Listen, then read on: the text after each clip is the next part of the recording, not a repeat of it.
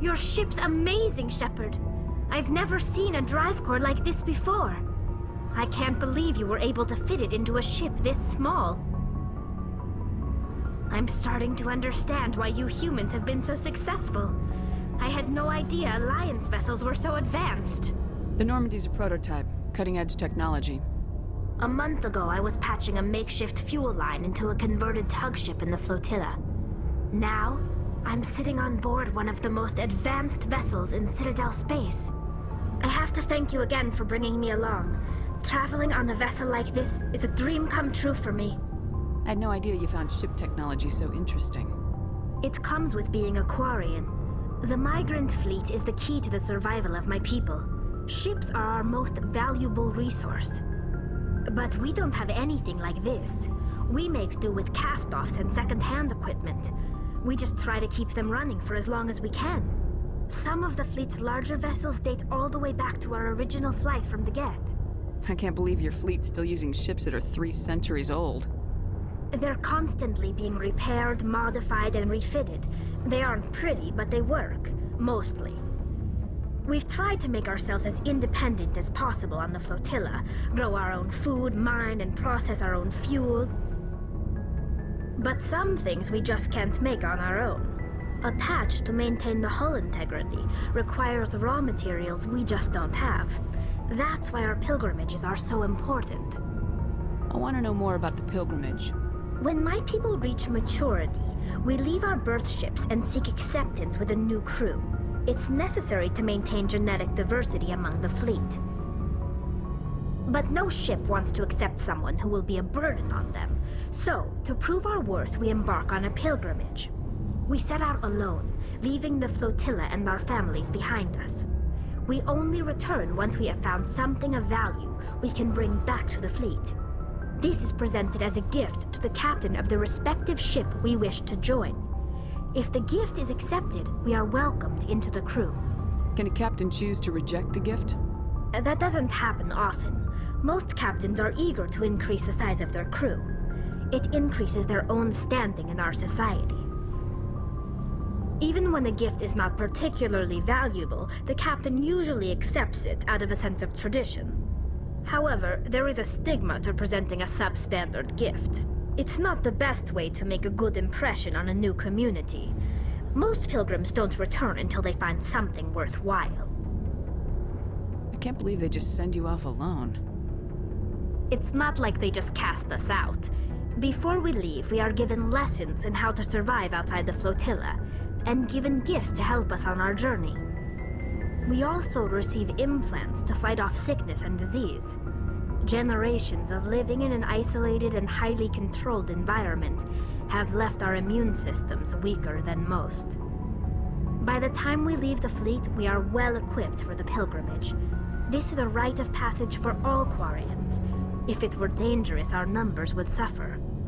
Virtually every pilgrimage ends with a triumphant return and the ritual presentation of the gift to one of the fleet's captains.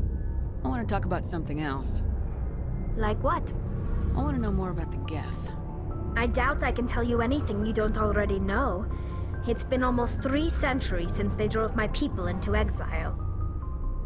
All I know is the story of their origins, what they were when we created them, and how they turned on us. Interesting. The Geth were originally created to serve as an automated manual labor force. Initially, their intelligence was as limited as any VI. Over time, we made small modifications to their programming to allow them to perform more varied and complex tasks, bringing them closer and closer to true AI status. How come the Council didn't step in and stop you? This wasn't true AI research. We may have been skirting the bounds of the law, but we never did anything that was actually illegal. The changes were so insignificant, so gradual, that we were able to control them. Or so we thought. But one thing we underestimated was the power of the neural network. A million Geth thinking simultaneously created an inherently unstable matrix. So the Geth share brainpower? Many of the Geth's logic systems were designed to work in concert with other nearby Geth. Basically, the more of them you have in a group, the smarter they are. So there's some sort of group consciousness. No, nothing like that.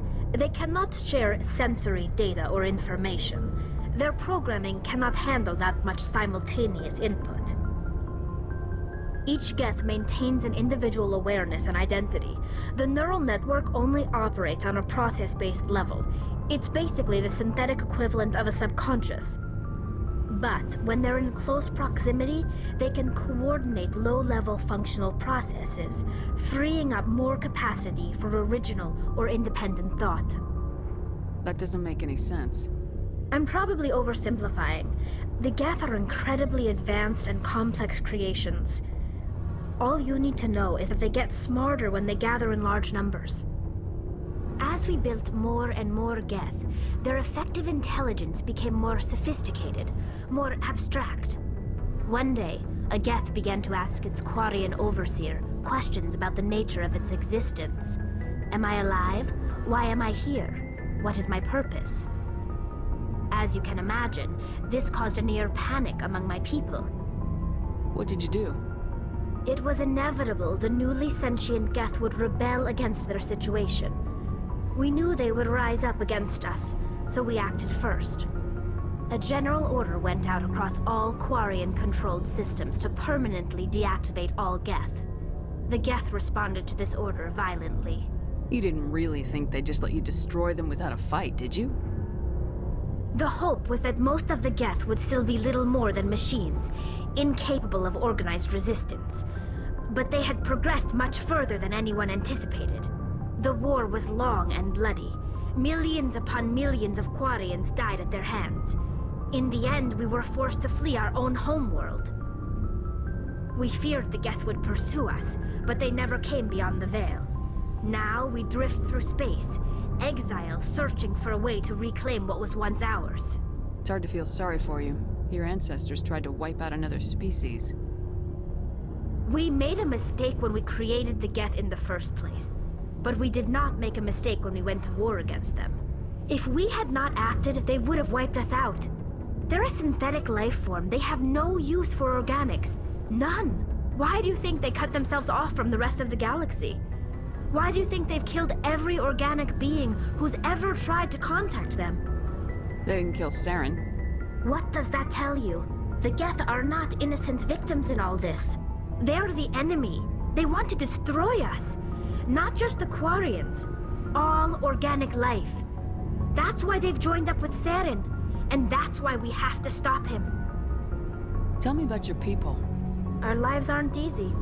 Resources are scarce, and we are constantly on the move. Everything we do must in some way contribute to the continuation of the migrant fleet. There are 17 million Quarians in the flotilla, and each of us relies on the others for survival. The bonds among my people are strong. Unfortunately, we have had to surrender many of the freedoms and civil liberties other species take for granted. What kind of freedoms? Well, it's illegal for parents to have more than one child. If our population grows too much, it would strain our resources to their breaking point.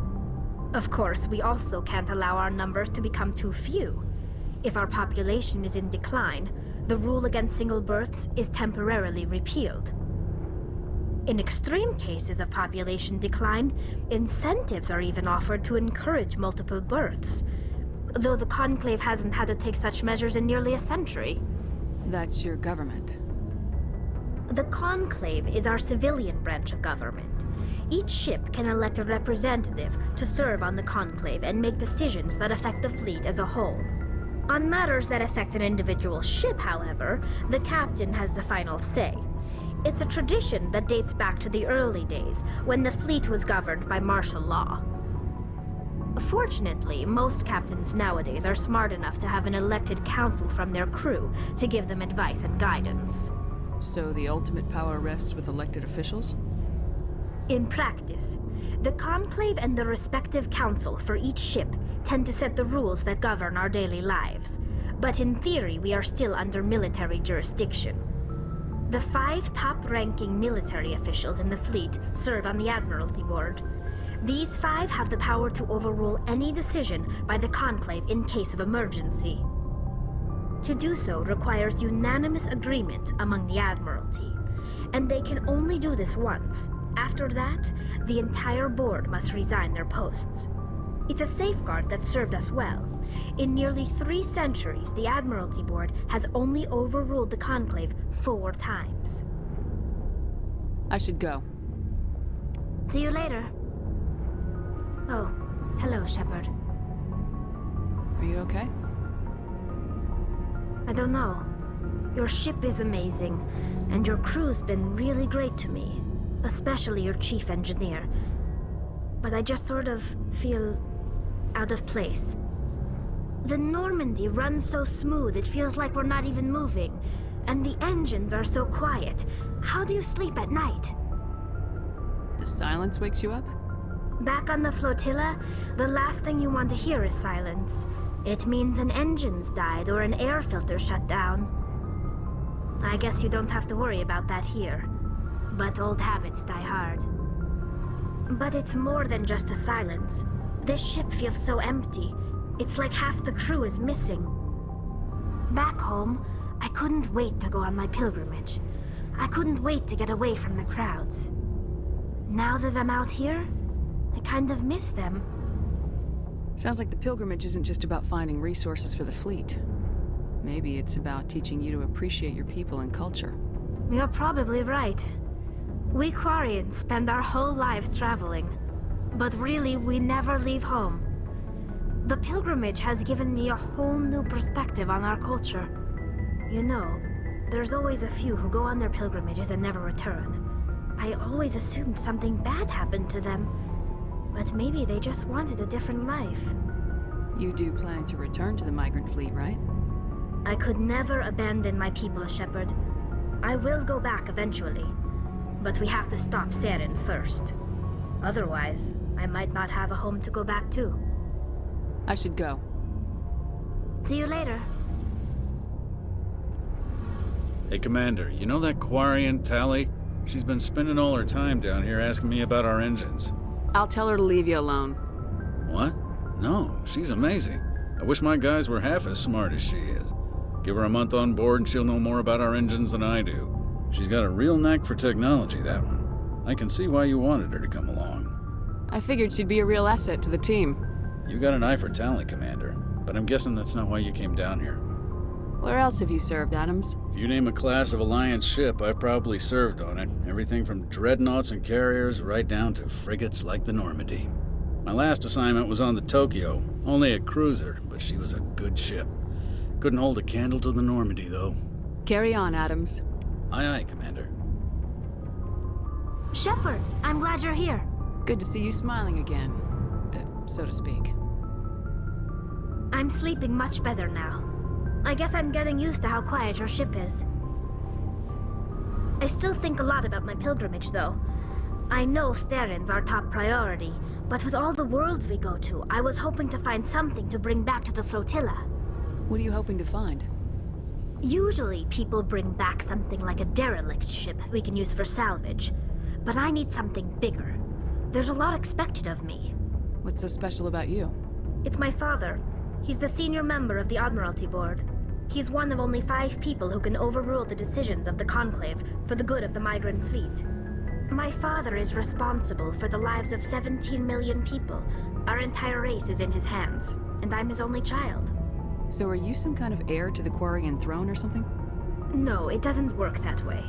My father's position isn't hereditary. I'll probably never serve on the Admiralty Board myself. Officially, I'm just the same as any other citizen. But it doesn't work that way in practice. People have always treated me differently because of who my father is. You must get all kinds of special privileges. I probably had it easier than most growing up, but it's not all good. People like my father have enemies, and they're not above using me to get to him. Why didn't you tell me this before? I guess I'm just tired of people judging me because of who my father is. Everyone's waiting for me to do something great on my pilgrimage, something that will forever change our lives for the better. If I don't, it's like I failed, and that reflects badly on both me and my father. The work you're doing here is more important than anything any Quarian's ever done before. Yes, I know. But you have to understand Quarian culture. We're a very insular society. The events beyond the flotilla don't much matter to the average citizen. Our greatest dream is that one day we'll return to our homeworld and drive out the Geth. But even if we stop Saren, that's not going to happen. There's still millions of Geth behind the veil. Until they're gone, our exile will continue. What would you need to bring back to make everyone happy? Something that would help us better understand the Geth. They've changed significantly since the exile. They've continued to evolve. We've done our best to study them, but it's not easy. They're very reclusive. Until recently, they never went beyond the borders of the Veil. And all the Geth we run into now are under Saren's control. We'd need to find Geth operating on their own, independently. But I don't want this to get in the way of our mission, Shepard. First, we stop Saren. Then I'll worry about my own problems. What was your father like? It wasn't easy growing up as the daughter of one of the Admiralty. Even before he joined the board, he was a prominent figure. People looked to him for leadership. He had to set an example, and he expected the same of his daughter. Plus, he was pretty strict, a military man through and through. He never allowed me to settle for anything less than excellence. As a kid, I sometimes felt like he was pushing me too hard. But now I'm old enough to appreciate what he taught me. The world doesn't owe us anything. If we want something in life, we have to earn it. Where was your mother in all this? Mother was around, but she always seemed to kind of blend into the background. Almost like she was overshadowed by my father. He tends to do that to people. She passed on about 5 years ago. Some airborne virus that swept through the fleet. Happens sometimes when the filters start to break down. I think my father took it pretty hard. After she was gone, he became even more focused on his work. I think that was his way of dealing with the grief. Sounds like a tough upbringing. You don't resent your father at all? Like I said, it wasn't easy. My father's not the kind of person you bond with. And he wasn't around all that much. Too busy. People counted on him, and he took his duties seriously. Even when he was around, he always seemed a bit distant. Like his mind was always somewhere else. Come to think of it, I can't ever remember seeing him smile. Not once.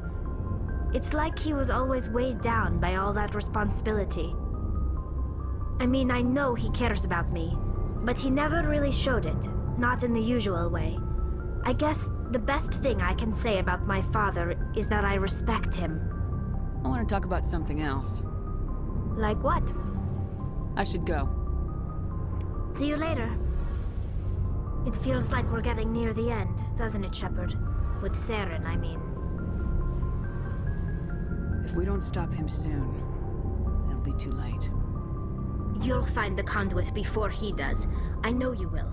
You have to. And after this is all over, when my pilgrimage ends and I go back to my own people, I'll be proud to say I was a part of it. Saren's still got a couple more surprises waiting for us. Yeah, I get that feeling too. But I know you can handle whatever he throws at us. And I'll be right here if you need my help. I should go. See you later. Message coming in from the brass at Arcturus. Patching it through. Normandy? Admiral Hackett here. We're getting reports of a marked increase in Geth activity in the Skyllian Verge.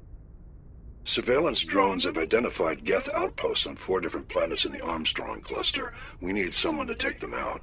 We have any idea what they're after? Hard to say. They may be just gathering intel on us. Or maybe they're setting up staging grounds for hit-and-run attacks on human colonies. I'm on it, Admiral. Finding Saren is still your top priority, but you've got experience fighting the Geth. You're the logical choice to take out these outposts. We're transmitting all the locations of known Geth outposts in the Armstrong cluster to the Normandy now. Admiral Hackett out.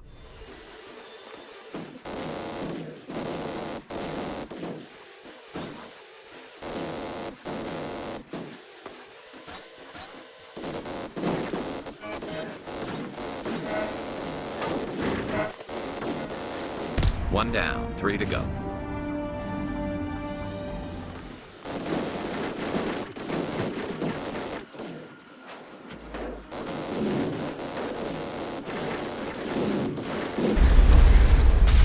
Outpost's done. We're halfway there.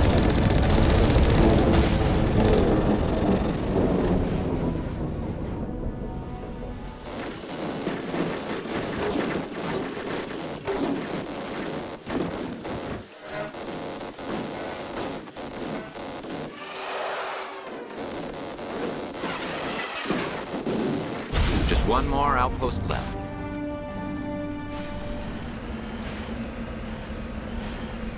En route.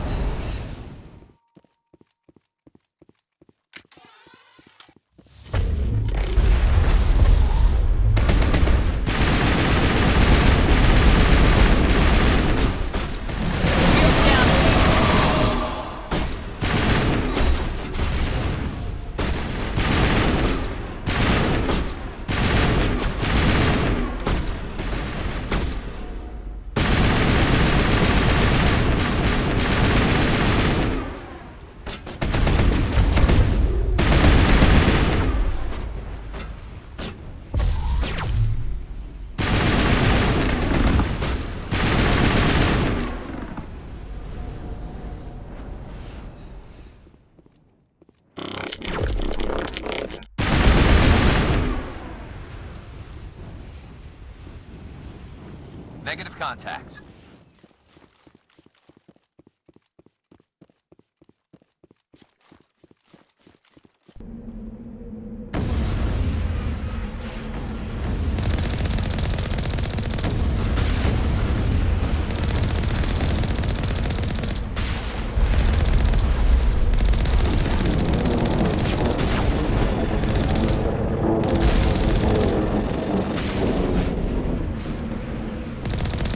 Strange. I expected one of these outposts to be the main base of operations for this incursion. Hold on. This receiver's picking up some kind of transmission. Based on the signal strength, I'd say it's coming from inside this star cluster. It must be a message from the primary Geth base. We can use the signal to lock onto its location and take them out.